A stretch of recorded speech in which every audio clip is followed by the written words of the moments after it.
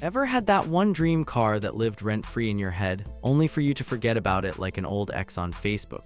Yeah, you're not alone. Tastes change, trends shift, and suddenly that car you once swore you'd sell a kidney for is just sitting in history's garage collecting dust. Of course, Ferraris, Porsches, and Mustangs are always going to hog the spotlight. They're the celebrities of the car world, red carpet treatment, flashing lights, the whole deal. But not every sports car got its 15 minutes of fame. Some were fast, beautiful, and brilliant, yet somehow ignored, like the kid who brought the good snacks to school but still sat alone at lunch. And that's the funny thing about cars, our love for them rarely makes sense. Families went from wagons to minivans to SUVs because, practicality. Meanwhile, sports cars, they've never cared about fitting 3 kids, groceries, and a golden retriever. They're built for something else entirely, to poke that primal part of us that just wants to hit the gas and grin like an idiot. Here's where it gets interesting though, those so-called rejects. They're coming back like old songs on TikTok. Once overlooked, now climbing in value, these forgotten gems are finally getting their glow up. Build a truly great car and sure, maybe it doesn't shine right away, but give it time and suddenly it's the one everyone's fighting over at an auction. So today we're dragging those underrated machines out of the shadows and into the spotlight where they belong, the cars that deserved way more love than they ever got. Yep. We're talking about 5 flop cars that were secretly fantastic. Think back to the 90s. What car do you remember as the one that made the whole world stop and stare? For a lot of people, it was the Jaguar XJ220. On paper, this thing was a monster. It could blast from 0 to 60 in just 3 instead, a turbocharged V6 and rear-wheel drive. Imagine putting down $500,000 for your dream car only to find out it's not the car you thought you were buying. Buyers felt cheated and the disappointment spread fast. Timing didn't help either. The car debuted in 1992 with a jaw-dropping $500,000 price tag, right as the early 90s economy took a downturn. Suddenly, not many people were willing or able to gamble that kind of cash on a car with broken promises. Out of the 350 cars Jaguar planned to build, only 275 were ever made. That's a far cry from the 1,500 they once imagined selling. And yet, here's the funny part, time break it. But why is it that the cars that feel the most timeless are often the ones people buy the least? That is exactly the case with the 2014 Mercedes-Benz E350 wagon. On the surface, it looks like just another E-Class, but spend a little time with it and you realize it is a car with character, a car that refuses to follow the crowd. While everyone else has jumped to crossovers and sport utility vehicles, this wagon quietly stayed in the game, carrying on traditions that go back decades. Look at it from the outside and you can see that blend of past and future. The roof rails whisper a little retro charm, the sharp LED headlights scream modern design, and the overall shape carries that understated elegance Mercedes has always been known for. Buyers could even choose between 2 design themes, the more old-school luxury look or the sport version with a star planted proudly in the grille. Either way, this was not a car trying too hard, it knew exactly what it was. Step inside and the price tag of nearly $60,000 begins to make sense. The cabin is rich without being flashy. The rear cargo space is not just spacious, but hides a clever third-row seat that folds out to face backwards, the kind of touch that reminds you why wagons once ruled family life. Now, how does it feel to drive? In one word, effortless. The E350 wagon does not try to be a sports car and it does not need to. It glides. The suspension is soft enough to absorb the bumps but firm enough to feel solid, and the steering, brakes, and overall structure have that trademark Mercedes weight. It can sprint to 60 miles per hour in just over 6 seconds and stop in impressively short distances, but that is not the point. This car is about calmness, about making every trip, whether to the grocery store or a weekend escape, feel like a smooth ride. So why did so few people buy it? That is the mystery. In 2014, only about 3.5% of E-Class buyers chose the wagon. Out of over 66,000 E-Class cars sold in the United States, only a little over 2,000 were wagons. And yet, for those who did buy it, loyalty is fierce. They know they are driving a piece of Mercedes history, one that stretches back through the beloved W123 and W124 wagons, cars that became icons in their own right. Number 3 on our list is a car that tried to be the hero and somehow ended up the underdog.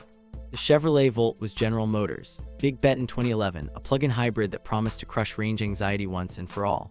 It could run for more than 35 miles purely on electricity, and when the battery gave up, a gasoline engine quietly stepped in to keep you rolling for hundreds more. The brilliance does not always sell. The Volt came with a steep price tag that made people question if a small hatchback was really worth it. Dealers were not exactly cheering it on either, because fewer oil changes and fewer breakdowns meant less money in their pockets.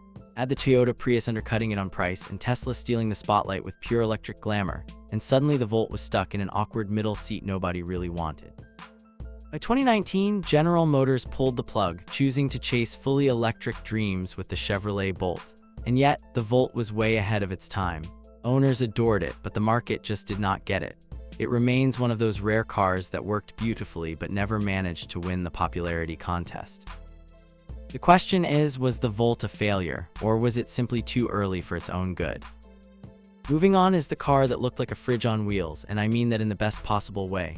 The Ford Flex was bold, boxy, and completely different from anything else in the SUV aisle. 3 rows of comfort, a quiet ride, a smooth V6, and fuel economy that was actually decent for its size. It had everything American families said they wanted, but hardly anybody bought one.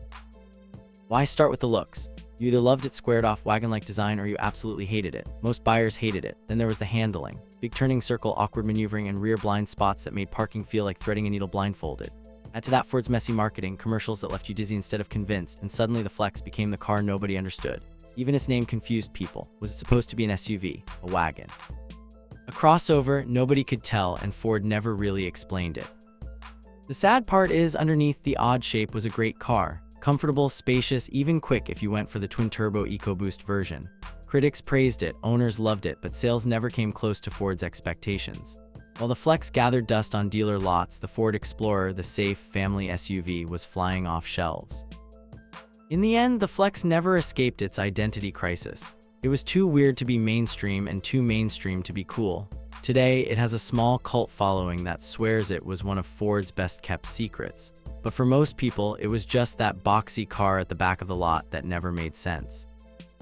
If there is one car that proved Japan could not only play in the sports car game but actually dominate it, it was the Datsun 240Z when it rolled out in 1970.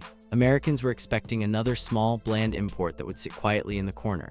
Instead, they got a car that looked exotic, went like hell for its size, and cost less than half of what European rivals were charging. The exterior, sleek fastback lines that made people whisper Ferrari before realizing the badge said Datsun. It was elegant without trying too hard, and 40 years later, it still makes you turn your head twice. Under the hood sat a 2.4-liter inline-six with 151 horsepower. Now, that may not sound like much today, but back then, it was like giving the everyman a ticket to sports car heaven.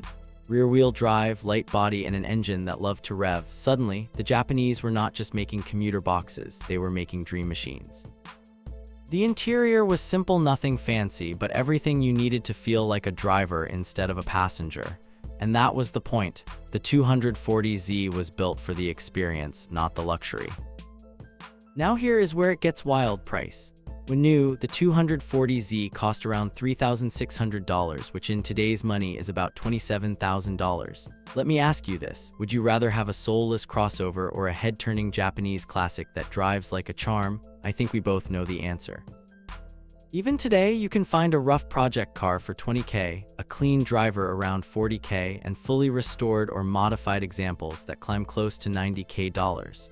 That is the kind of appreciation you usually only see with art, and in a way, the 240Z is rolling art. Competition? Well, that is the funny part. It embarrassed a lot of European cars costing double. British sports cars had charm but broke down faster than your uncle's record player. American muscle had speed but could not take a corner without begging for mercy. The 240Z struck the balance: fast, stylish, reliable, and affordable. Cars like these remind us that the automotive world is not just about horsepower or price tags. It is about the stories, the risks, and the legends they leave behind. But here's a question for you. If you had to choose just one car to pass down as your legacy, something future generations would remember you by, which one would it be? Drop your answer in the comments, and while you are at it, make sure to like the video and subscribe because we have plenty more legends to uncover.